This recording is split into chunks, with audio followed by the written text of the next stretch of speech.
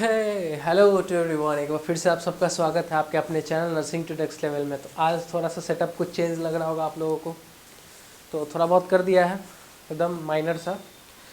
तो ऐसे ही setup change करके फिर आगे बढ़ते हैं हम लोग आज के लेक्चर में। तो आज के लेक्चर में क्या कवर करने वाले हम लोग, लास्ट लेक्चर में हम लोगों ने पेप्टिक अल्सर को देखा था। पेप्टिक अल्सर में मेडिकल मैनेजमेंट सारे कंप्लीट हो गए थे। फिर क्या हुआ था, सर्जिकल मैनेजमेंट। सर्जिकल मैनेजमेंट मतलब काट छाट वाला कर दिया हमने। काट छाट में क्या क्या किया मैंने आपको बताया। काट छाट में क्या किया, वेगोटॉमी बताई थी, है ना। ऐसे बहुत सारे स्टेप्स बताए थे, 5 या 6 स्टेप्स बताए थे आपको सर्जरी के, जिससे आप परमानेंट ट्रीटमेंट ले सकते हो। उसके साइड इफ़ेक्ट अब देखेंगे, उसका साइड इफ़ेक्ट के बारे में। उसका साइड इफ़ेक्ट मतलब कि अगर मान लो जो सर्जरी हम करा रहे हैं, जैसे कोई वेगोटॉमी एक लेकर चलते हैं, वेगस नर्व का कटिंग कर रहे हैं, ठीक है, तो उसमें तो कुछ ज़्यादा नहीं होगा। एक मैंने आपको बताया था टोटल गैस्ट्रेक्टॉमी, ठीक है। टोटल गैस्ट्रेक्टॉमी उसमें आपको बताया था बिलरॉथ फर्स्ट, बिलरॉथ सेकेंड, ऐसा कुछ बताया था आपको, है ना। तो उसमें बिलरॉथ फर्स्ट और बिलरॉथ सेकेंड में अगर वो दोनों प्रोसीड्योर को अगर आप करते हो, बिलरॉथ फर्स्ट बिलरॉथ सेकेंड को, बिलरॉथ फर्स्ट क्या होता है, गैस्ट्रो डुओडेनोस्टोमी और गैस्ट्रोजियोजेनोस्टोमी, ठीक है। ये दोनों उसमें प्रोसेस था, ये देख लेना आप लोग, एक बार रिकॉल कर लेना पीछे, ठीक है, कॉपी पलट के। यही चीज़ था। उसमें हम लोग देख रहे थे उसका जो कॉम्प्लिकेशन था किसका, वो सर्जिकल इंटरवेंशन का। जो सर्जिकल इंटरवेंशन मैंने बताया आपको, कौन, गैस्ट्रोजियोजेनोस्टोमी या गैस्ट्रो डुओडेनोस्टोमी, मतलब काट छाट वाला। नहीं अगर समझ में आ रहा तो लास्ट लेक्चर देखना, उसमें बताया मैंने, बहुत अच्छे से बताया। तो उसका जो साइड इफेक्ट है, कॉम्प्लिकेशन की अगर बात करेंगे, उसका कॉम्प्लिकेशन क्या होगा, उस सर्जिकल इंटरवेंशन का कॉम्प्लिकेशन क्या होगा। जो सर्जिकल इंटरवेंशन क्या, पेप्टिक अल्सर के लिए सर्जिकल इंटरवेंशन का कॉम्प्लिकेशन क्या होगा। आगे बढ़ना, कुछ नहीं लिखना है। अगर मान लो आपने लिख लिया सारा, लास्ट पाइलोरोप्लास्टी लिखाया था मैंने जहाँ तक मुझे याद है, उसके बाद सीधा कॉम्प्लिकेशन हेडलाइन देना और छापना चालू कर दो। तो कॉम्प्लिकेशन में लिखेंगे कौन सा कॉम्प्लिकेशन होगा। तो पेशेंट को क्या होगा, वो सर्जरी करने का एक डंपिंग सिंड्रोम नाम का कॉम्प्लिकेशन होगा। डंपिंग सिंड्रोम, क्या, डंपिंग सिंड्रोम। अब देखो डंपिंग सिंड्रोम होता क्या है, कॉम्प्लिकेशन है, लिखो, it is a complication of, देखो दोनों का है, टोटल और सब टोटल मैंने लिखाया था, 2 गैस्ट्रेक्टोमी लिखाए थे ना। तो it is a complication of total and सब टोटल गैस्ट्रेक्टोमी।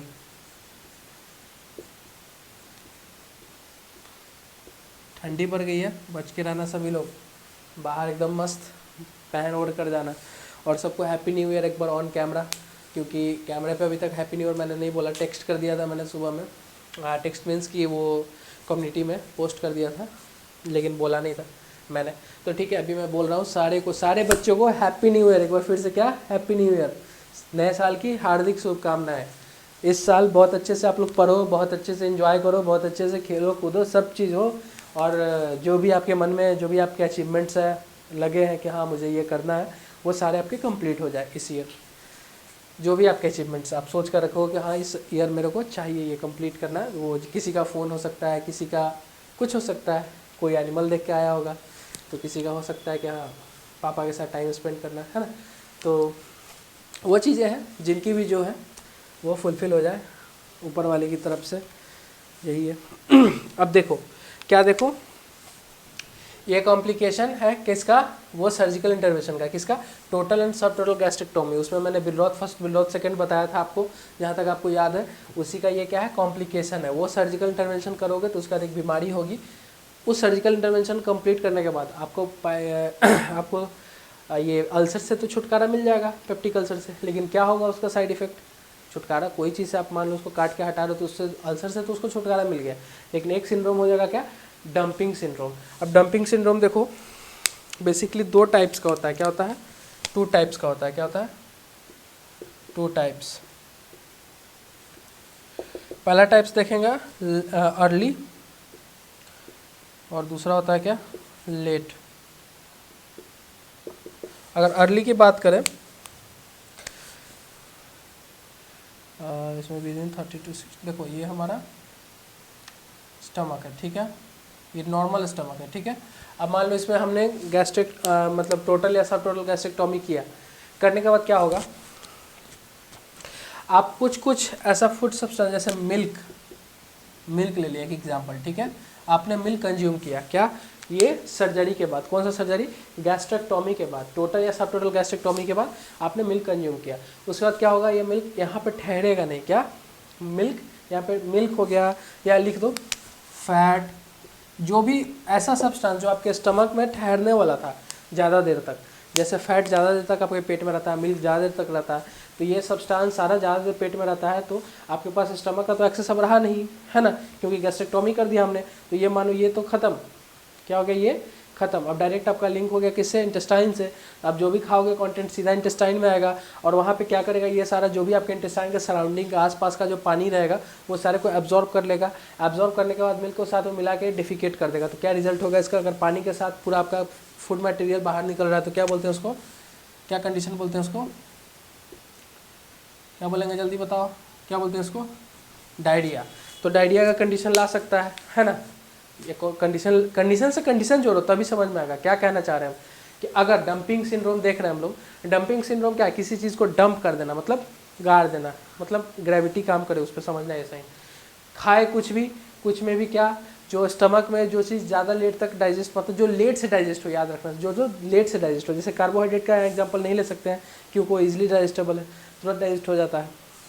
तो यहाँ पे मिल्क का एग्जाम्पल लिए, मिल्क जैसे इंटेक करोगे तो क्या होगा, आपके इंटेस्टाइन में जाएगा, इंटेस्टाइन में जाने के बाद क्या होगा, इंटेस्टाइन के आसपास का जो भी वाटर होगा उसको एब्जॉर्ब करेगा और अपने साथ मेसअप करेगा।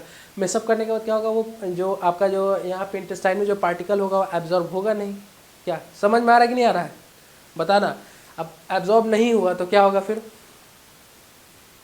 पेट खराब हो जाएगा। तो वही चीज़ है, ठीक है।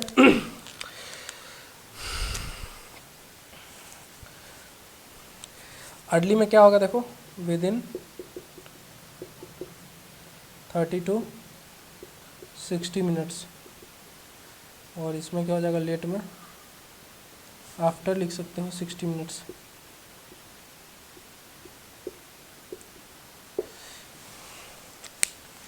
दो टाइप का होता है डंपिंग सिंड्रोम, खाना इंटेक करने के साथ ही 30 से 60 मिनट के अंदर में अगर ये प्रोसेस हो रहा है, तो इस प्रोसेस में क्या होगा, हाइपोवोलेमिया, क्या होगा, फ्लूइड का लॉस होगा, हाइपोवोलेमिया। हाइपोवोलेमिया क्यों, क्योंकि जो भी फ्लूइड आ रहा है वो सारा बाहर निकल जा रहा है। क्यों, क्योंकि हमने हमारा स्टमक का एक्सेस ही खत्म हो गया है। जब एक्सेस खत्म हो गया तो डायरेक्ट इंटेस्टाइन में आएगा, इंटेस्टाइन में एब्जॉर्प्शन के लिए उतना है नहीं। हमारा मेन क्या होता है, HCl होता है, जो कि क्या करता है, मान लो मिल्क पे HCl काम नहीं करेगा। फैट का एग्जांपल लेके चलते हैं, हमारे नहीं चाहिए लेकिन फैट का हम एग्जांपल लेके चलते हैं। तो फैट मान लो अगर हमारे स्टमक में रहता है तो वो क्या करता है, बहुत सारा फंक्शन, मतलब HCl उसको ब्रेक डाउन करने की कोशिश करता है। ब्रेक डाउन होने के बाद फिर वो आपके माइक्रोन के फॉर्म में इंटेस्टाइन में आके अब्जॉर्ब होते हैं। ऐसे तो होते नहीं है वो नॉर्मली, है ना। ये चीज़ मैंने डाइजेस्टिव सिस्टम आपको पढ़ा रखा है। तो क्या है, हाइपोवोलेमिया क्यों होगा, किस केस में डंपिंग सिंड्रोम के अर्ली स्टेज में हाइपोवोलेमिया का कंडीशन हो सकता है। हाइपोवोलेमिया क्यों होगा, क्योंकि आपने कोई फूड पार्टिकल इनगल्फ किया, खाया, उसके बाद वो सीधा जाके इंटेस्टाइन में गया, इंटेस्टाइन में गया, वहाँ पे जाके क्या वो पानी एब्जॉर्ब किया, इंटेस्टाइन में जो भी आपका मिल्क था या फैट था वो आसपास के सारे पानी को एब्जॉर्ब कर लिया। एब्जॉर्ब करने के बाद वो डायरिया वाला कंडीशन निकाल का हुआ, जितना इंटेस्टाइन का फ्लूइड था बाहर कर दिया। तो क्या होगा, हाइपोवोलेमिया, फ्लूइड की लॉस, ठीक है। और उसके बाद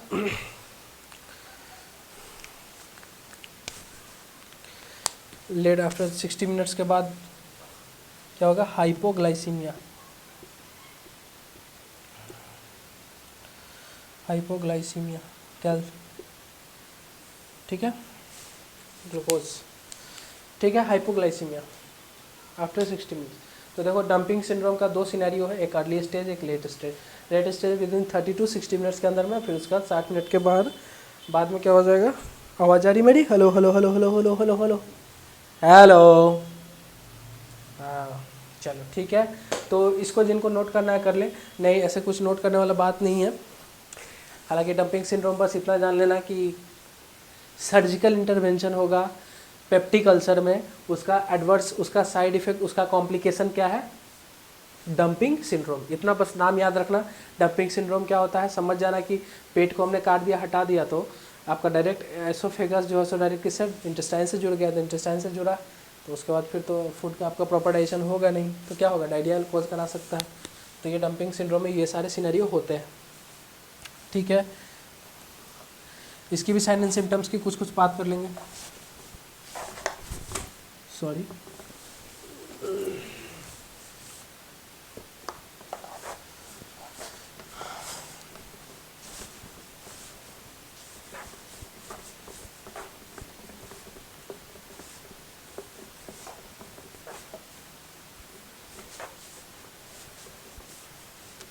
चलो अब साइन एंड सिम्टम्स की अगर बात करें, ज़्यादा लेट नहीं करना है क्योंकि अभी दूसरा डिजीज कंडीशन में स्टार्ट करना है। सिम्टम्स, साइन एंड सिम्टम्स की अगर बात करें, लिख लो, 2 लाइन बस लिखना, ज़्यादा नहीं। क्या क्या होगा, फ्लूइड लॉस होगा तो क्या क्या हो सकता है, बॉडी कॉम्पनसेट करने के लिए क्या क्या कर सकती है, टैकीकार्डिया होगा, टैकीकार्डिया लिखते चलो, टैकीकार्डिया हो गया। हाइपोवोलेमिया तो मैंने लिखा दिया आपको, हाइपोवोलेमिया। किसकी sign and symptoms, dumping syndrome की, डंपिंग सिंड्रोम की। उसके बाद पाल्पिटेशन होगा, हार्ट मेंटेन करेगा, पाल्पेट करेगा, पाल्पिटेशन, स्वेटिंग। और देखो एक चीज़, स्वेटिंग का दूसरा नाम क्या, बहुत बार बहुत जगह पूछा जाएगा, छोटी छोटी चीज़ों को याद रखना है। स्वेटिंग का दूसरा नाम डाईफोरेसिस, क्या, डाईफोरेसिस। आपसे कोई भी पूछ सकता है डाईफोरेसिस क्या है। मैंने आपको पढ़ाया डिस्फेजिया, डिस्पेप्सिया, शुरू के ही टर्म्स मैंने पढ़ाए थे आपको। अगर आप जिन्होंने पढ़ा होगा उनको याद होगा तो कमेंट डाउन कर देना यार, देख रहे हो अगर वीडियो तो कमेंट डाउन कर देना कि डिस्पेप्सिया किसको बोलते हैं, डिस्फेजिया किसको बोलते हैं, ठीक है। Sweating, diaphoresis, pallor. चलो ये सारे कंडीशन है। अगर मैनेजमेंट की अगर बात करें, मैनेजमेंट में, मेडिकल मैनेजमेंट की अगर बात करें तो ऐसा क्या करेंगे कि हमारा इंटेस्टाइन में जो भी, मान लो स्टमक तो गायब हो गया, ये स्टमक गायब है, ठीक है, डायरेक्ट इंटेस्टाइन से जुड़ा हुआ है, मान लो इंटेस्टाइन से जुड़ा हुआ है, तो ऐसा क्या करेंगे कि हमारा जो कंटेंट है वो इंटेस्टाइन में ठहरे, मतलब वो तुरंत बाहर नहीं निकले। तो उसके लिए क्या करेंगे, एंटीकोलिनेस्ट्रेज, एंटीकोलिनर्जिक, सॉरी कोलिनेस्ट्रेज नहीं, एंजाइम हो गया इस, मतलब एंटी कोलिनर्जिक, एंटीकोलिनर्जिक देंगे। क्यों देंगे एंटीकोलिनर्जिक, क्योंकि इसके गट के मूवमेंट को, पेरिस्टालसिस मूवमेंट को वो एंटीकोलिनर्जिक स्लो करता है। इसके मूवमेंट को स्लो करेगा तो जो भी आपने कंटेंट खाया, दूध पिया या कुछ भी किया, वो डायरिया होने का चांसेस कम हो जाएगा। क्यों हो जाएगा, क्योंकि ये रोकेगा, वहाँ पे सब्सटेंस को रोकेगा, मिल्क हो या फैट हो उसको रोक के रखेगा। तो क्या करेगा, इसका यूज़ क्या है, it use in slow movement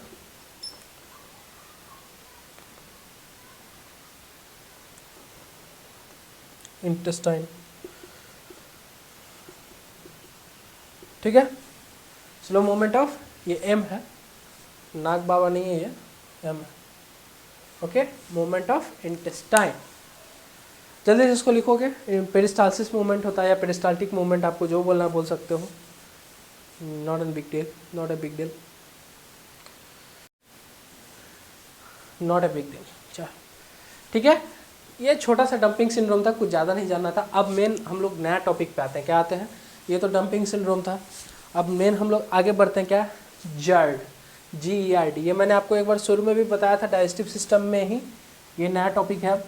ये जिन्होंने लिखा लिख लो, नहीं लिखा बैक करके लिख लेना। ये आपका पुराना टॉपिक था, पुराना टॉपिक कौन, पेप्टिक अल्सर से ही था। ये पेप्टिक अल्सर में ही जानना था हम लोगों को डंपिंग सिंड्रोम होता है, ठीक है। अब जर्ड देखेंगे, क्या, GERD, जर्ड गार्ड जो बोलना आपको, गार्ड बोलो, जर्ड बोलो, कार्ड बोलो, सब बराबर। GERD,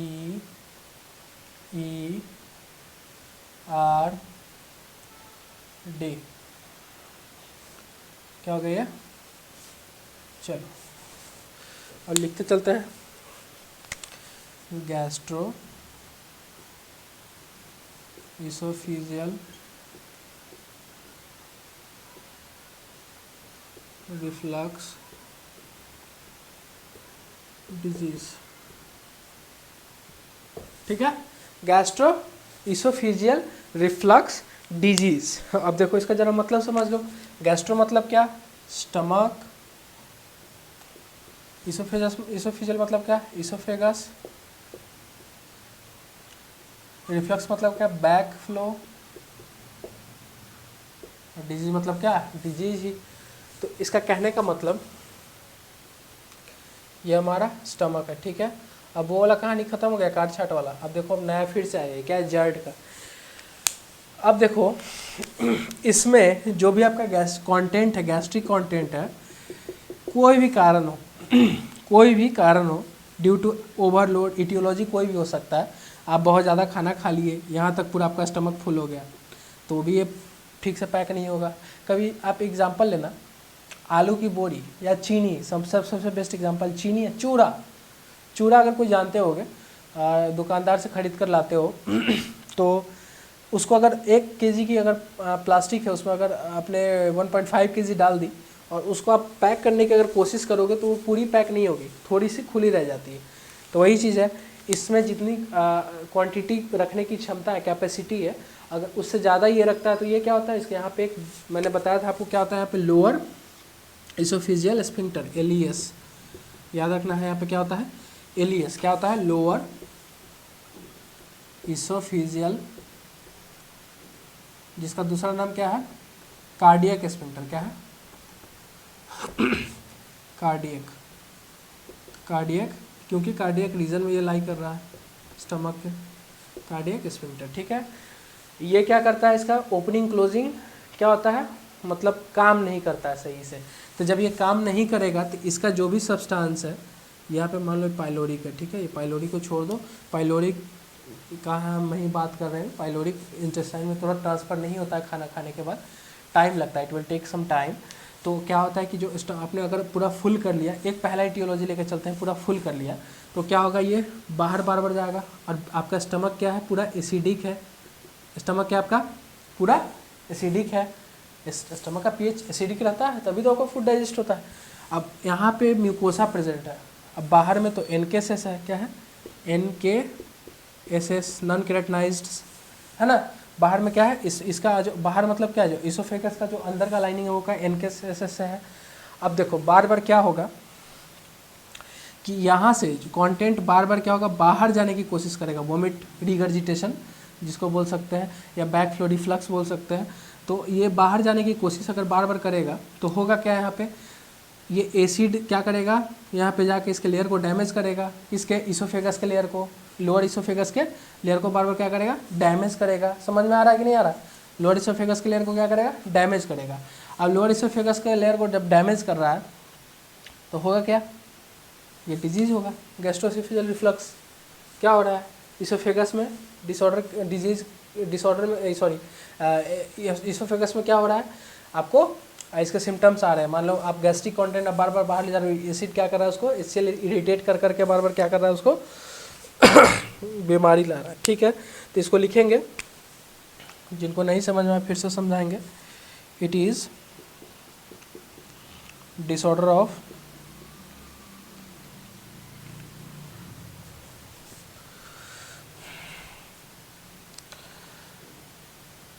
disorder in which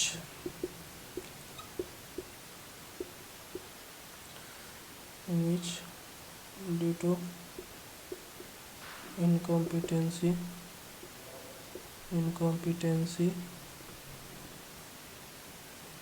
of lower esophageal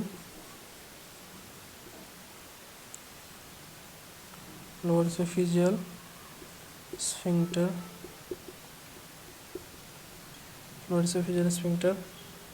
मतलब cardiac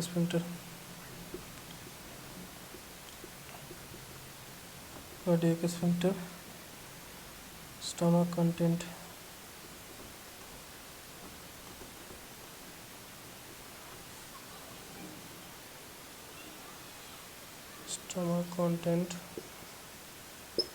stomach content back regularly backflow backflow into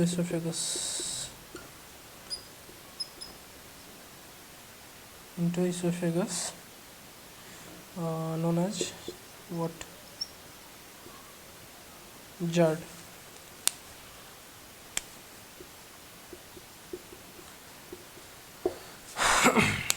GERD, ठीक है। देखो क्या लिखा मैंने, हाँ ठीक है, चलो क्या लिखा मैंने, it is a disorder in which due to incompetency of lower oesophageal sphincter या कार्डियक स्फिंक्टर। इसका इनकॉम्पिटेंसी मतलब कि प्रॉपर वर्क नहीं कर रहा है, प्रॉपर क्लोजर और ओपनिंग नहीं हो रहा है इसका, ठीक है। Stomach content regularly back flow, stomach content जितना भी है वो क्या हो रहा है, बार बार बैक फ्लो हो रहा है, कहाँ पे आपके इसोफेगस में, लोअर इसोफेगस में, तो उस कंडीशन को क्या बोलेंगे, जर्ड। इसको जल्दी से लिखेंगे, बार बार यहाँ का कंटेंट क्या हो रहा है, लोअर इसोफेगस में जा रहा है, लोअर यहाँ का कंटेंट एसिडिक, यहाँ पे जाके क्या कर रहा है, इन केसेस से क्या बनाएगा इसको, सिंपल क्यूबॉइडल एपिथेलियल टिश्यू, ठीक है, ये बनाएगा। जैसे ये बनाएगा ये क्या हो जाएगा, कैंसरस हो जाता है। इसको एक मैंने आपको नाम दिया था, बैरेट सिंड्रोम, शुरू में बताया था मैंने आपको, बैरेट सिंड्रोम किसको बोलते हैं, इसी को बोलते हैं बैरेट सिंड्रोम। इन केसेस यहाँ के जो टिश्यू होते हैं इन केसेस को चेंज कर देता है किसमें, सिंपल क्यूबॉइडल में, ठीक है, उसको चेंज कर देता है, सॉरी सिंपल कॉलमनर में चेंज कर देता है, उसको कंडीशन को क्या बोलते हैं, बैरेट सिंड्रोम, ठीक है। इसको जल्दी से लिखेंगे। इसका इटियोलॉजी देखते हैं, इटियोलॉजी जल्दी से, ये जल्दी निकल जाएगा, उसका अब टेंशन नहीं लेना। अब इसके बाद जो हम लोग स्टार्ट करेंगे, IBS वोकल स्टार्ट करेंगे, और अपेंडिसाइटिस भी कल से स्टार्ट करेंगे।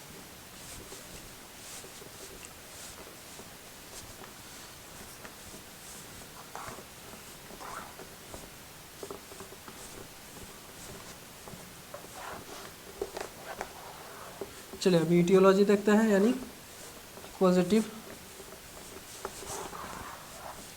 समझ में आ रहा है कि नहीं आ रहा है आप लोगों को, ये गाना गाना पड़ेगा फिर से, समझ में नहीं आ रहा तो बताते चलो, गाना गा देंगे फिर साथ में ही, नहीं तो फिर बाद में मत बोलना मुझे। इटियोलॉजी को क्या बोलते हैं, कॉजेस, याद रखना सब लोग, मेरे जो भी स्टूडेंट हैं, ये सब में कन्फ्यूज़न नहीं होना चाहिए। क्लिनिकल मैनिफेस्टेशन को साइन एंड सिम्टम बोलते हैं, इटियोलॉजी को कॉजेज बोलते हैं, एकदम याद रखना, टिप पे याद रखना, एकदम याद ही रखना है, इसके अलावा कुछ नहीं करना है। 3 नाम होते हैं एक चीज़ के, ठीक है। पहला देखो, पहला कारण क्या हो सकता है, अब देखो ये है, ओके। अब यहाँ पे जो ये प्रेजेंट है, इसको वीक होने के लिए, देखो ये वीक हो रहा है तभी तो इसका कंटेंट बाहर जा रहा है। तो वीक होने का क्या हो सकता है, पहला कारण बाय बर्थ हो, बचपन से हो, इसको क्या बचपन से हो, तो बचपन से क्या लिखेंगे हम लोग, कंजेनाइटल, ठीक है। दूसरा अगर देखें वीकनेस लिख सकते हो, कंजेनाइटल वीकनेस।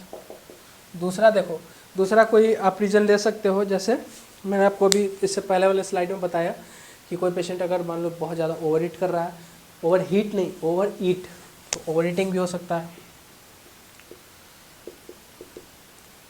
ठीक है, ओवर हीट नहीं, ओवर ईट, ठीक है। एक्सेसिव ओवर ईट या एक्सेसिव ओवर ईट भी लिख सकते हो, या ओवर ईटिंग भी लिख सकते हो। या पेशेंट ओवर ईट के साथ साथ क्या करता है, हाई फैट डाइट ले रहा है, हाई फैटी डाइट। चौथे की अगर बात करें, हाई फैटी डाइट ले रहा है पेशेंट, प्रेगनेंसी हो गया, अब बताते हैं प्रेगनेंसी, असाइटिस के बाद हो गया ओबेसिटी, ठीक है। अब देखो हाई, यहाँ तक तो ओवर ईटिंग तक तो समझ में आया। High fatty diet, high fat diet क्या होता है, जितना ज़्यादा देर तक स्टमक में प्रेजेंट रहेगा उतना ज़्यादा देर तक रहेगा कि हाँ बाहर जाए। देखो ये होता क्यों है, बेसिकली मान लो अगर हमने कोई डाइट लिया, ठीक है, हाई फैटी डाइट ही एग्जांपल अभी लेके चलते हैं, ओवर ईटिंग को छोड़ते हैं। अब क्या होगा, अब कब सबसे ज़्यादा हमको ये परेशान कर सकता है ये बीमारी, तो हमने खाना खाया, खाना खाने के बाद तुरंत हम लोग सोने के बाद क्या होता है, आपको कभी कभी लगता है ना खाने के बाद क्या है, कितना गला जल रहा है, गला जल रहा है, गला जल रहा है, हार्ट बर्न जिसको बोलते हैं, वो क्यों होता है, इसी डिजीज़ कंडीशन के कारण होता है। क्योंकि आपने खाया, खाने के बाद जो एचसीएल के साथ मेशअप हुआ था फूड पार्टिकल, यहाँ पे आप क्लोज नहीं हो पा रहा, ओवर ईट कर लिया या बहुत देर तक स्टमक में रहा, आप खा के तुरंत सो गए, सोने के बाद आपके ऊपर ग्रेविटी काम नहीं कर रही है, इसीलिए खाने के तुरंत बाद कभी भी तुरंत सोना नहीं चाहिए। एटलीस्ट हाफ एन आवर आपको उठ के टहल लो, घूम लो, ऐसा पोजीशन में रहो कि आपका ग्रेविटी काम करे आपके फूड पाइप पे। मतलब ये आपका फूड पाइप ऐसे है, ठीक है, आपका स्टमक इधर ऐसे घुमा हुआ है जे शेप, ठीक है, तो ऐसे अगर आपका स्टमक है तो आपके स्टमक को काम करना है ग्रेविटी पे, तो आपको खड़े रहना होगा, नहीं तो आप आराम से बैठ जाओ चेयर पे, लेकिन लेटो मत, फ्लैट ऐसे मत हो कि ऐसा नहीं हो कि आपका जो स्टमक का कंटेंट है वो बार बार आपके इसोफेगस में आए, बार बार इरिटेट करे, बार बार गला जले, और वो बहुत खतरनाक होता है, कैंसरस होता है वो, जिसको हम लोग बैरेट सिंड्रोम बोलते हैं। आगे देखेंगे अभी इसका क्लिनिकल मैनिफेस्टेशन में। चलो इतना चीज़ देख लिया, इतना चीज़ में क्या नहीं समझ में आया बताना जरा मुझे। जैसे ये तीनों नहीं बताया मैंने, प्रेगनेंसी और एसाइटिस और ओबेसिटी में कैसे होगा। प्रेगनेंसी में स्टमक जैसे पेट बाहर निकलेगा तो क्या होगा, जैसे स्टमक बाहर निकला तो क्या होगा, अंदर का जैसे पे प्रेशर पड़ेगा, ठीक है, प्रेशर के कारण क्या होगा, दबेगा, दबने के बाद क्या होगा, जो फूड पार्टिकल है वो बाहर जाने की कोशिश करेंगे। ओबेसिटी में भी सेम कंडीशन है, पेट आपका बाहर निकल रहा है तो क्या होगा, अगर निकल रहा है जैसे बाहर की तरफ प्रेशर पड़ेगा ना, इस पर प्रेशर एग्जर्ट होगा ज़्यादा, प्रेशर एग्जर्ट होने के बाद क्या होगा, फिर वही चीज़ें बाहर निकलने का ये मैकेनिज्म। ओबेसिटी भी उसी में आता है, ओबेसिटी का ही बात की, सॉरी। असाइटिस में भी वही होता है। असाइटिस क्या होता है, जल्दी बताना आप लोग, जल्दी बताओ असाइटिस क्या होता है, बताओ बताओ बताओ। इसका मैंने प्रोसीजर बताया है, इसका फ्लूइड को निकालने का, डायग्नोस्टिक टेस्ट में। जो जिसने देखा होगा उसको याद होगा, नहीं देखा होगा। आपके एब्डोमिनल रीजन में, एब्डोमिनल कैविटी के ऊपर एक फ्लूइड प्रेजेंट होता है, जिसको क्या बोलते हैं हम लोग, पेरिटोनियम लेयर में जो फ्लूइड प्रेजेंट होता है उसको क्या बोलते हैं हम लोग, एब्डोमिनल फ्लूइड क्या बोलते हैं, या पेरिटोनियल फ्लूइड बोलते हैं, ठीक है। तो वो फ्लूइड जब ज़्यादा मात्रा में एक्यूमुलेट हो जाता है, ज़्यादा मात्रा में, ज़्यादा क्वांटिटी में अगर जमा हो जाता है तो उस कंडीशन को क्या बोलते हैं हम लोग, एसाइटिस बोलते हैं। क्या बोलते हैं, एसाइटिस। जैसे ये हमारा स्टमक दिख रहा है, यहाँ पे इतना ही तक दिख रहा होगा, मेरा स्टमक नीचे नहीं दिख रहा होगा, लेकिन फिर भी इतना ही तक दिखाते हैं। तो यहाँ पे अगर मान लो एक्यूमुलेशन हो जाएगा, ज़्यादा पानी हो जाएगा इधर पूरा, तो क्या होगा, एसाइटिस का कंडीशन हो जाएगा। उसके लिए फिर फर्दर हम लोगों को करना पड़ता है नाभि के नीचे, अम्बिलिकल के नीचे कितना 15 गॉज का नीडल डालना पड़ता है, इंसर्ट करना पड़ता है उसको, और एक बार में 1 ही लीटर पानी निकाल सकते हैं ऑन पेपर। ऐसे निकालने का तो बहुत कुछ निकाल देते हैं, लेकिन अगर ऑन पेपर पूछा जाए आपसे एग्जाम में कहीं पे, तो लिखना है कि हाँ सिर्फ एक बार में 1 ही लीटर पानी हम लोग निकाल सकते हैं। एसाइटिस वाला जो फ्लूइड होता है उसको वन टाइम में 1 ही लीटर निकाल सकते हैं, उससे ज़्यादा नहीं। उससे ज़्यादा निकालोगे तो फिर बॉडी हाइपोवोलेमिया में कंडीशन में जा सकता है, ठीक है। चलो क्लिनिकल मैनिफेस्टेशन देखते हैं। क्लिनिकल मैनिफेस्टेशन, क्लिनिकल मैनिफेस्टेशन, इसी का दूसरा नाम साइन एंड सिम्टम,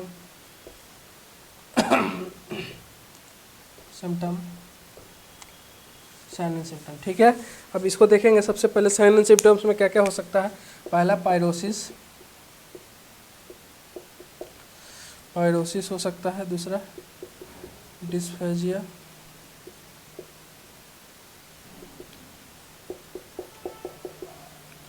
तीसरा डिस्पेप्सिया। ये सारे मैंने वर्ड बता रखे हैं आपको, लेकिन फिर भी थोड़ा थोड़ा शॉर्ट में बता दूंगा। ओराइनोफेजिया,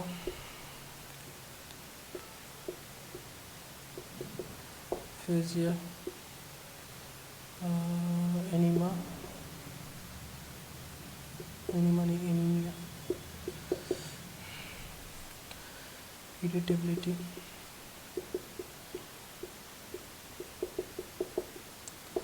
इरिटेबिलिटी, कफिंग,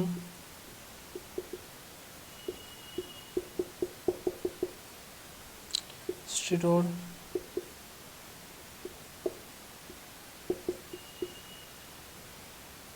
वुडवेटगन,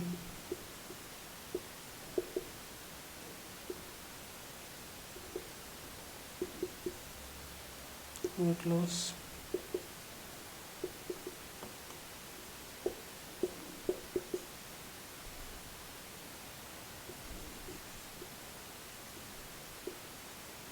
ठीक है।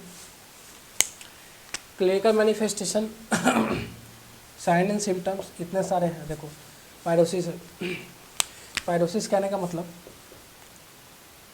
ये हो गया, यहाँ पे क्या होगा, पाइलोरिक स्फिंक्टर, यहाँ पे एक HPS हो जाता है, क्या होता है, हाइपरट्रॉफिक पाइलोरिक स्टेनोसिस, ठीक है। अब ये इस कंडीशन में भी हो सकता है क्या, HPS हो सकता है क्या, हाइपरट्रॉफिक पाइलोरिक स्टेनोसिस। इसका कहने का मतलब कि एबनॉर्मल मास एक्यूमुलेट हो जाता है इस रास्ते पे, पाइलोरिक स्फिंक्टर पे, जो कि आपको ब्लॉकेज, एक तरह से ब्लॉकेज, ये मतलब रास्ता नैरो कर देता है, ल्यूमेन को नैरो कर देता है, जो आपका फूड पार्टिकल है वो सॉरी आगे नहीं जा सकता है, ठीक है, इस कंडीशन में। दूसरा डिस्पेजिया मतलब डिफिकल्टी इन स्वलोइंग, ठीक है, आप नहीं निकल सकते हो अच्छे से खाना पीना, पेन होगा थ्रोट में। डिस्पेप्सिया मतलब डाइजेशन नहीं काम करेगा, डाइजेशन नहीं, ऑब्वियस डाइजेशन नहीं होगा, बार बार क्या हो रहा है, बैक फ्लो हो रहा है। तो ओडाइनोफेजिया मतलब क्या होता है, पेन होता है, क्या होता है, इसको लिख सकते हो आप लोग, बर्निंग सेंसेशन, जिसको हार्ट बर्न बोलते हैं। मतलब जो यहाँ का जो एसिड है स्टमक का, ये बार बार यहाँ पे जाएगा, किस पे, इसोफेगस में जाएगा, तो एक बर्निंग सेंसेशन कराएगा, यहाँ पे लगेगा दिल जल रहा है, जिया जले, है ना, तो जिया जलेगा तो वो क्या याद रखना है, ओडाइनोफेजिया, उसको हार्ट बर्न होता है, जिसमें आपको जलन टाइप का लगेगा। एनीमिया हो सकता है, इंटरनल ब्लीडिंग कहीं पे हो, उसके कारण एनीमिया हो सकता है। इरिटेबिलिटी क्यों लगेगा, इरिटेट होगा वहाँ पे तो होगा ही, ठीक है। कफिंग हो गया, स्टिडोर मतलब कफिंग मतलब खांसना बच्चों में देखते हो खांसी होता है ज़्यादा, कभी कभी होता है ना खांसी, क्यों होता है, क्योंकि यहाँ से निकलते निकलते तुरंत वो क्या होता है, आपको ट्रैकिया में चला जाता है, इसलिए खांसी होता है, ठीक है। बच्चों में होता है ना ज़्यादातर खांसी, वॉमिट करना खांस के, तो वो इसी कंडीशन के कारण होता है। जो बैक फ्लो होता है वो कहाँ चला जाता है, आपके इसोफेगस से निकल के आपको ट्रैकिया में घुस जाता है, ठीक है। स्टिडोर साउंड आता है, ठीक है, स्टिडोर एक साउंड है सांस लेने के टाइम, ठीक है। Poor weight gain, weight loss और वीजिंग भी एक साउंड है, जो कि अस्थमा के कंडीशन में होता है, ठीक है। ये सारे क्लिनिकल मैनिफेस्टेशन बोल सकते हो, इसको साइन एंड सिम्टम्स बोल सकते हो। डायग्नोसिस की अगर बात करेंगे तो इसमें हम लोग पहला डायग्नोसिस देख लेते हैं, क्या ज़्यादा डायग्नोसिस नहीं है, पहले इसको मिटा देते हैं। क्या पीएच का मॉनिटर ही तो करते हैं इसमें, और कुछ नहीं करते हैं, ठीक है। तो इसको मिटा देते हैं, जिन्होंने लिखा लिख ले, जय जय श्री राम। चलो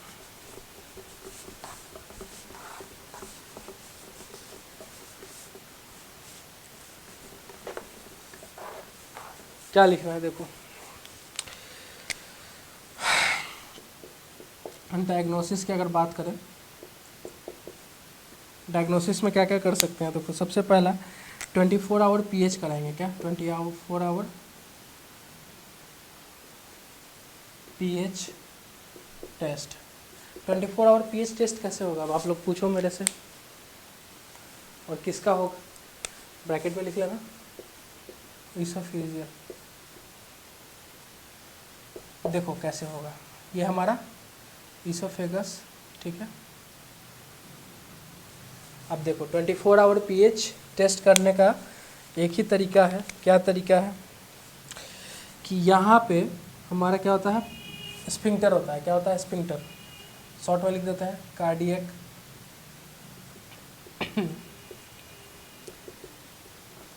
कार्डियक स्फिंक्टर है, ठीक है। अब इसके 5 सेंटीमीटर ऊपर, कितना, 5 सेंटीमीटर ऊपर, ठीक है, सॉरी खांसी आ रही थी चलो 5 सेंटीमीटर ऊपर है क्या, इसके 5 सेंटीमीटर ऊपर क्या करेंगे, लोअर एसोफेगस, इसमें क्या करेंगे, एक पीएच मॉनिटर डालेंगे, जो कि यहाँ पे ऐसे रहेगा बाहर से, और ये वाला जो पोर्शन है वो पेशेंट के पॉकेट में ऊपर वाले में डाल देंगे, मॉनिटर डिस्प्ले टाइप का रहेगा। 24 आवर ये कैसे जाएगा, बाय नेज़ल रूट जाता है, किससे आता है, बाय नेज़ल क्या करेंगे, डालेंगे इसको, और कहाँ डालेंगे, नाक के रूट से जाता है ये, नाक के मुंह के रूट से, ठीक है, नाक के रूट से जाएगा ये, और 5 सेंटीमीटर किससे, कार्डियक स्फिंक्टर से 5 सेंटीमीटर ऊपर रहेगा ये। इसका फंक्शन क्या है, जब भी बैक फ्लो होगा कंटेंट का, अब जब जितनी बार जाके ये टच करेगा, 3 बार मान लो, 3 बार टच किया, ठीक है, 3 बार लिखना इसको, pH जो है इसका, if pH less than what, 4, if content, gastric content लिख लेना, touch this equipment more than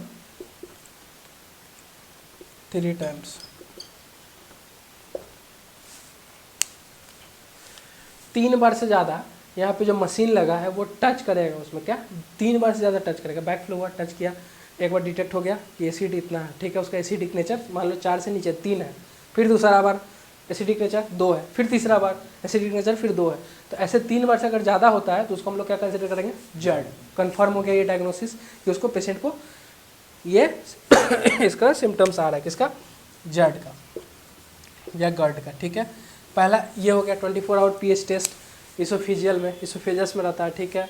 ऐसे करेंगे, नहीं समझ में आया रिपीट करेंगे, फिर से देखेंगे, समझ में सब आएगा, टेंशन नहीं लेना है। उसका साथ में एक लिख लो यहाँ पे। दूसरा क्या करेंगे, बायोप्सी कर सकते हैं, बायोप्सी टिश्यू लेंगे, किसका सॉरी, इसोफेजाइटिस में या मेटाप्लेजिया। और दूसरा कंडीशन मान लो लिख लो, अपर जी एंडोस्कोपी कर सकते हो, अपर जी एंडोस्कोपी, ये सारे कर सकते हैं, इसको लिख लो। मेन लेकिन आपका जर्ड था वो वाला, ऊपर वाला एसिड वाला, उसे कन्फर्मेटरी है, ठीक है, ठीक है। चलो जल्दी से लिख लिया। अब थोड़ा मैनेजमेंट देख लेते हैं जल्दी जल्दी, क्या कि बहुत चीज़ अभी देखना है। आज तो यही जर्ड ही कंप्लीट करेंगे, इसका सर्जिकल मेडिकल मैनेजमेंट दोनों। अभी हम लोग बेसिकली मैनेजमेंट ही देखेंगे।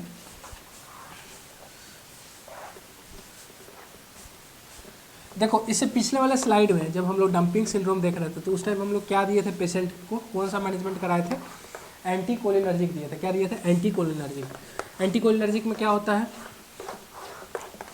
स्टमक का मूवमेंट क्या हो रहा था उसमें, स्लो हो रहा था, सॉरी स्टमक तो था ही नहीं, इंटेस्टाइन का मूवमेंट क्या हो रहा था, स्लो हो रहा था, पेरिस्टालसिस, ठीक है। अब इस कंडीशन में क्या करेंगे हम लोग, इस कंडीशन में सबसे पहले अगर बात करें मैनेजमेंट की, मैनेजमेंट पहला कंडीशन पोजीशन लेते हैं, ठीक है। पोजीशन में कैसा देंगे, कौन सा पोजीशन देंगे पेशेंट को कौन सा नहीं देंगे पहले वो देख लो। अवॉइड करेंगे क्या, सुपाइन, सुपाइन मतलब सीधा नहीं देना है पेशेंट को सुपाइन।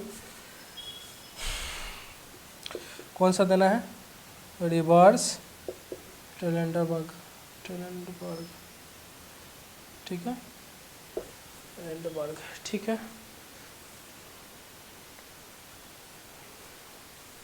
ट्रेलेंडबर्ग, ट्रेलेंडबर्ग होता है, ट्रेलेंडनबर्ग होता है, ठीक है। एक बार स्पेल कंफर्म कर लेना, रिवर्स ट्रेलेंडबर्ग होता है, ठीक है। मतलब हेड जो रहेगा आपका थोड़ा सा ऐसे, नॉर्मली ट्रेलेंडबर्ग में क्या होता है, पैर आपका ऊपर रहता है, सर नीचे रहता है ऐसे, ठीक है। कैसा पोजीशन रहता है, ऐसा पोजीशन रहता है। मान लो ये पेशेंट का हेड हो गया और ये पैर हो गया, मतलब ज़्यादा नहीं, थोड़ा सा एलिवेट रहता है ट्रेलेंडबर्ग। रिवर्स में क्या होगा ऐसे हो जाएगा, ठीक है, हल्का सा एलिवेट होगा। मतलब 10 से इस कंडीशन में कोई मैनेजमेंट जब करेंगे तो 5 इंच मान लो, 5 to 8 इंच मान लो, ठीक है। 5 से 8 इंच ऊपर उठा हुआ रहेगा आपका हेड, ऐसे एलिवेट रहेगा, ठीक है। सॉरी, ठीक है। पोजीशन ये देंगे, लिख सकते हो इसमें, head elevate 5 to 8 inches, 5 to 8 inches while sleeping, okay. देखो अब डाइट में देखते हैं क्या क्या देंगे। डाइट में पेशेंट को क्या क्या देंगे, अभी सबसे पहली बात डाइट में क्या करेंगे छोटा छोटा फ्रीक्वेंट मील देंगे। क्या देंगे, स्मॉल फ्रीक्वेंट मील, पेशेंट को क्या देंगे, स्मॉल फ्रीक्वेंट मील देंगे। मतलब पेशेंट को कोशिश कराएंगे कि आप एकदम फ्रीक्वेंट मतलब छोटा छोटा अमाउंट में मिल दे उसको, एक बार पूरा भर थाली खाना नहीं देना है कि हाँ भाई लो तुम खा लो, उसको खाएगा तो फिर वही प्रॉब्लम होगी उसे। तो छोटा छोटा मिल देना, मतलब आप मल्टीपल टाइम्स दो लेकिन उसको थोड़ा थोड़ा दो, ठीक है, खाने को। एक कंडीशन ये हो गया। थिक डाइट, थिक डाइट कहने का मतलब कि ऐसा डाइट आपको नहीं देना है कि जो कि लिक्विड वाला हो, मतलब लिक्विड में हो और लेट से डाइजेस्ट हो, ऐसा डाइट नहीं देना है कि आप खाओ और एक बार ऐसे करो तो फिर वो निकल जाए। थिक डाइट देना है, मतलब थिक डाइट मतलब जो सेटल डाउन हो जाए, ठीक है, आपके स्टमक में नीचे की तरफ, ये नहीं कि ऊपर घूमते रहे, फ्लोट करते रहे आपके स्टमक में, ऐसा डाइट नहीं देना है।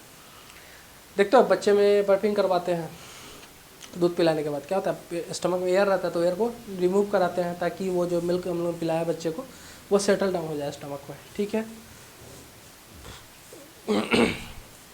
लो फैट डाइट याद रखना, जिसमें फैट ज़्यादा नहीं हो।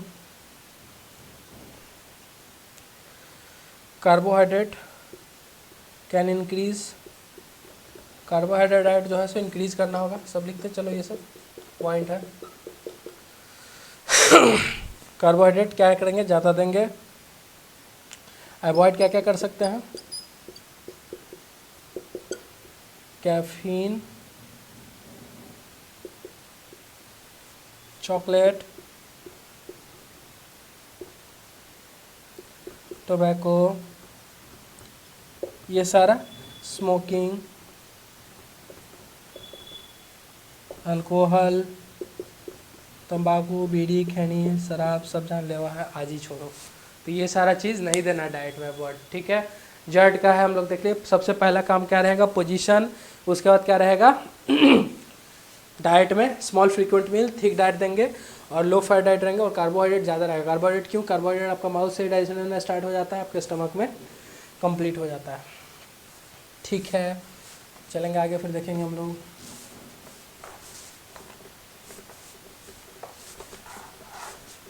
नाश्ता तैयार है, बहुत अभी ट्रेंड चल रहा है ना। देखना कहीं आप लोग को भी नाश्ता ना मिल जाए।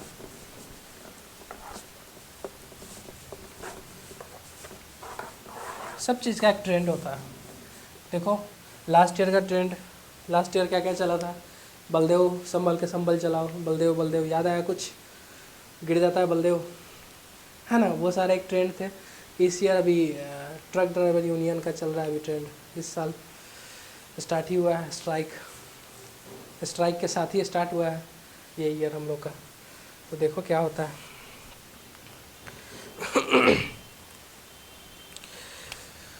देखो फार्मा या मेडिकल मैनेजमेंट, ठीक है, मेडिकल मैनेजमेंट की अगर बात करें, किसकी, मेडिकल मैनेजमेंट की अगर बात करें, ब्लू मेरा काम नहीं कर रहा है, कल से हम यूज़ करेंगे, अभी ब्लैक को ही यूज़ करते हैं, ठीक है। तो मेडिकल मैनेजमेंट में देखो सबसे पहले क्या करेंगे, प्रोकाइनेटिक्स ड्रग्स यूज़ करेंगे। जिन्होंने नहीं पता प्रोकाइनेटिक्स क्या है, आप नोजिया एंड वोमिटिंग वाला सॉरी स्लाइड जाकर मेरा देखो, वहाँ पे आपने पता लग जाएगा कि प्रोकाइनेटिक्स क्या होता है। तो लिख सकते हैं यूज़ प्रोकाइनेटिक्स, आप एक ही चीज़ को बार बार नहीं बता सकते हैं, यूज़ प्रोकाइनेटिक्स, लेकिन एग्जांपल आपको दे देंगे, समझा देंगे क्या होता है प्रोकाइनेटिक्स, क्या करता है, इंक्रीज पेरिस्टालसिस। कौन सा ड्रग पेरिस्टालसिस मूवमेंट को डिक्रीज करता है, एंटी कोलिनर्जिक, क्या, एंटी कोलिनर्जिक, ठीक है। और किसको बढ़ाता है, बढ़ाता है किस, मतलब कौन बढ़ाता है, प्रोकाइनेटिक्स, याद हो जाएगा। एंटीकोलिनर्जिक क्या करता है, पेरिस्टालसिस मूवमेंट को कम करता है, मतलब एंटीकोलिनर्जिक वाला जो भी दवा दोगे आप पेशेंट को तो क्या हो जाएगा, उसका डाइजेशन स्लो हो जाएगा। डाइजेशन बढ़ाने के लिए क्या करेंगे हम लोग, प्रोकाइनेटिक्स देंगे सॉरी प्रोकाइनेटिक्स देंगे, जो कि क्या करेगा, इंक्रीज करेगा पेरिस्टालसिस को, ठीक है। ड्रग्स की अगर बात करें, वो खाली पैर क्लास ले रहे हैं ना तो थोड़ा सा इशू हो जाता है, सबका याद रखना है, H2 ब्लॉकर, PPI सब मैंने पढ़ा दिया है, एंटासिड, अभी सब लोग रिलेट कर पा रहे होगे आप लोग, किसी को समझने में दिक्कत नहीं हो रही होगी, प्रोकाइनेटिक्स।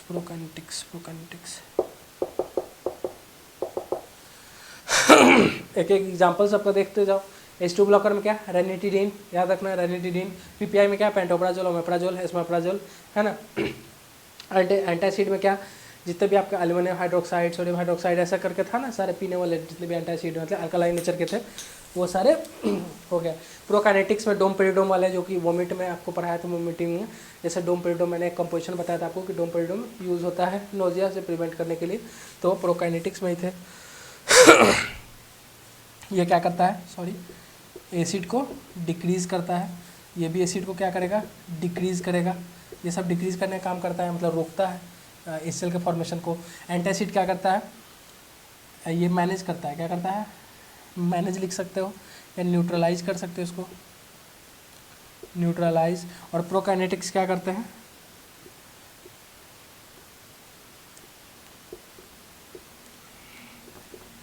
स्टमक को खाली करवाता है, ठीक है, प्रोकाइनेटिक।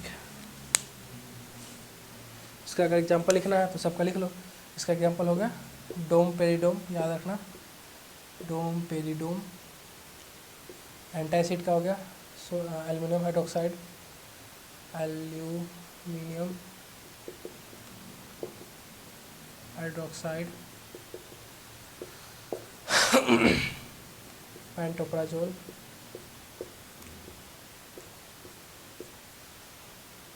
रेनिटिडीन, ठीक है। ये सारे ग्रुप के नाम है, याद रखना। रेनिटिडीन हो गया, पेंटोप्राजोल हो गया, एल्युमिनियम हाइड्रोक्साइड हो गया, डोमपेरिडोम हो गया, याद रखना। या मैग्नीशियम हाइड्रोक्साइड भी हो जाएगा एंटासिड में, ठीक है। अब देखो ये सब करने के बाद भी अगर नहीं काम होता है तो परमानेंट ट्रीटमेंट के लिए हम लोग एक सर्जिकल इंटरवेंशन करते हैं, जिसका नाम होता है, देखते हैं, मेडिकल मैनेजमेंट सारा हो गया, कंप्लीट हो गया। देखो इसको लिख लेना आप लोग। अब इसका हम लोग चलते हैं क्या, सर्जिकल इंटरवेंशन, यानी सर्जिकल मैनेजमेंट। इंटरवेंशन को ही मैनेजमेंट बोलते हैं, सर्जिकल मैनेजमेंट। सर्जिकल मैनेजमेंट क्या करेंगे, मेडिकल मैनेजमेंट देख लिया हम लोग, सर्जिकल मैनेजमेंट देख लो। Surgical management, surgical management, surgical management में क्या क्या करेंगे, देखो एक मैंने एक प्रोसेस बताया था, लिंक्स प्रोसीड्योर, क्या, लिंक्स, LINX,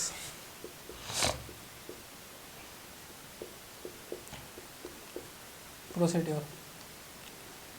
ये लिंक्स प्रोसीड्योर क्या होता है, टोटल 3 या 4 है सर्जिकल प्रोसीड्योर। मैं एक बार अपने नोट्स देख लूँगा उसके अकॉर्डिंग, फिर 3 या 4 है, शायद 3 होते हैं ऐसे, लेकिन देख लूँगा आपको 4 बताना है कि 3 बताना है, ठीक है। पहले लिंक्स प्रोसीड्योर, देखो ये हमारा लिंक्स प्रोसीड्योर होता क्या है, ये हमारा फिर से वही, तो वीडियो कंटिन्यू है ना, हाँ ठीक है, पूरे फ्रेम में आ रही है ना, हाँ। तो देखो ये क्या है हमारा, इसोफेगस है, ठीक है, मान के चलो मतलब यहाँ पे ये हमारा क्या, वो वाल लूज हो गया, इसका मतलब स्फिंक्टर लूज हो गया। लूज होने के बाद क्या होगा, इसमें लिंक्स प्रोसीड्योर में कुछ नहीं, बेसिकली इतना याद रखना, एक सिंपल चीज़ याद रखना है कि यहाँ पे एक टाइटेनियम का क्या करते हैं, रिंग, क्या करते हैं, टाइटेनियम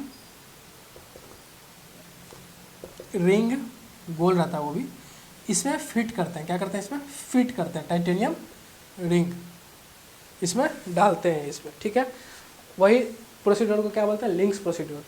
आप बोलोगे कि सर टाइटेनियम रिंग डाल दिया लेकिन उसमें फिर भी तो ओपनिंग रह जाएगा, पूरा क्लोज नहीं होगा वो, तो देखो बात यहाँ पे ये हो रही है ना कि ऐसे नॉर्मली जो क्लोजर है, मतलब नॉर्मली जो अभी है ये पूरा ओपन है, और वो एक रिंग लगा देंगे तो एक सर्टेन अमाउंट पे आके फिक्स हो जाएगा। फिक्स होने का मतलब कि थोड़ा सा स्पेस रहेगा, तो कम तो होगा, पेशेंट को कुछ तो रिलीफ मिलेगा। पूरा मान लो नेचुरली वैसा नहीं होगा, नेचुरली एकदम नया जैसा नहीं होगा, लेकिन कुछ तो उसको रिलीफ मिलेगा ना।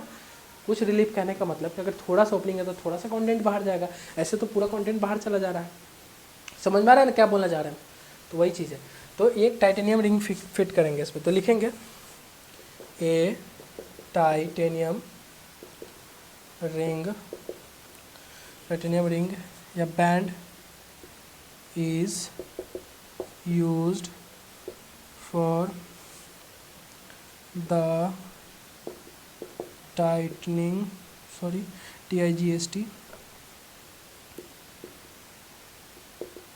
tightening of cardiac sphincter, cardiac sphincter, ठीक है। कार्डियक स्फिंक्टर को या लोअर एसोफिजियल एलईएस भी बोल सकते हैं, इसको क्या बोल सकते हैं, LES, lower oesophageal sphincter, bracket है, टाइटेनियम रिंग डाल रहे हैं उसमें, ठीक है। दूसरा प्रोसीड्यूर देखते हैं, निशन फंडोप्लिकेशन, निशन फंडोप्लिकेशन दिखाते हैं, डोंट वरी सर, बहुत ईजी है ये सब चीज़। जो देखो ये लूज हो गया यहाँ पे, अब क्या होगा, ये फंडस वाले रीजन को पकड़ेंगे और इसको ऐसे से रोटेट कर देंगे, क्या करेंगे, इसको पैक कर देंगे, ठीक है, पूरा नहीं, थोड़ा थोड़ा। इस कंडीशन में बहुत सारे ज़्यादा चांसेस होता है क्या, डिस्फेजिया का, इस कंडीशन में इसमें बहुत ज़्यादा चांस होता है क्या, chances of dysphagia, difficulty in swallowing। आप पूरा जब बांध ही देंगे, पूरा रास्ता नैरो कर दिए तो बहुत मुश्किल से ही खाना अंदर जा पाएगा। तो क्या करते हैं, ये स्टमक के फंडस रीजन को उठाते हैं और इसी से इसको सर्कुलर रोटेट करके बांध देते हैं इसोफेगस को। दिखने में आपको इम्पॉसिबल लग रहा होगा, लेकिन ऐसा होता है ये प्रोसीजर, ठीक है। तो इसको लिख लो, Nissen fundoplication, fundus part of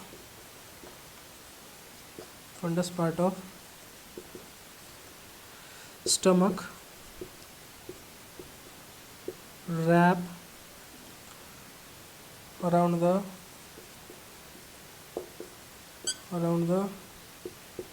LES, which help in tightening of sphincter।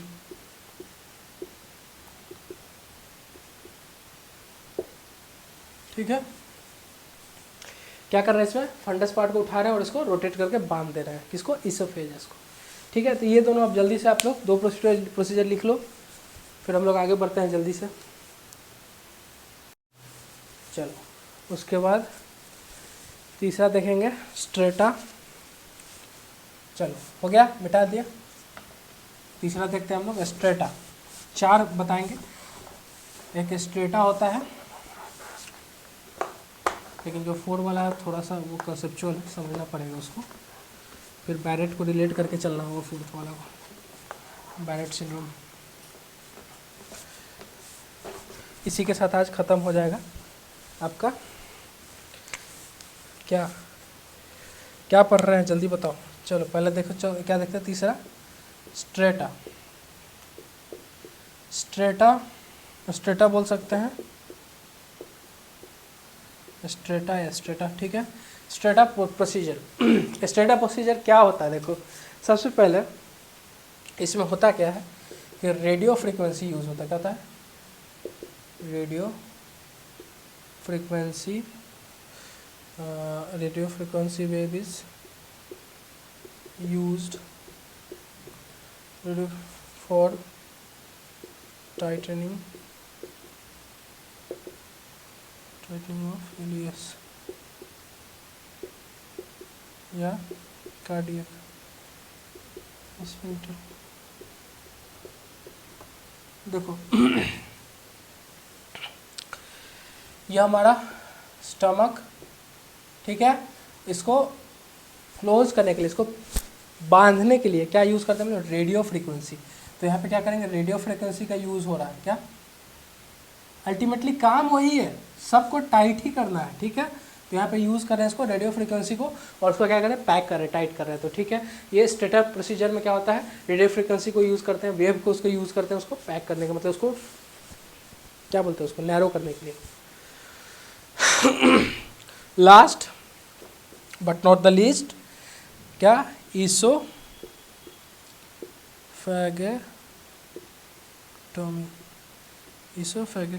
ठीक है। इसोफैगेक्टोमी में लिखेंगे रिमूवल ऑफ, देखो इसमें बहुत ही थोड़ा सा इंटरेस्टिंग है, इसमें पूरा लोअर इसोफेगस को हटा ही देते हैं, जहाँ पे आपका वो है उसके जगह कुछ और इम्प्लांट करते हैं, generally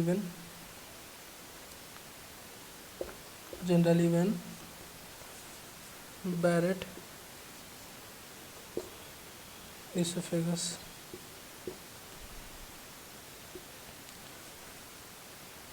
is developed, which is reduced, which is replaced, sorry, by कौन सा ग्राफ्ट, डेक्रोन ग्राफ्ट, ठीक है।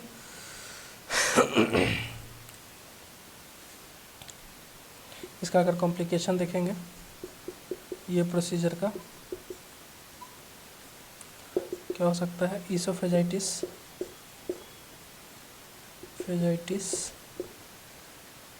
बैरेट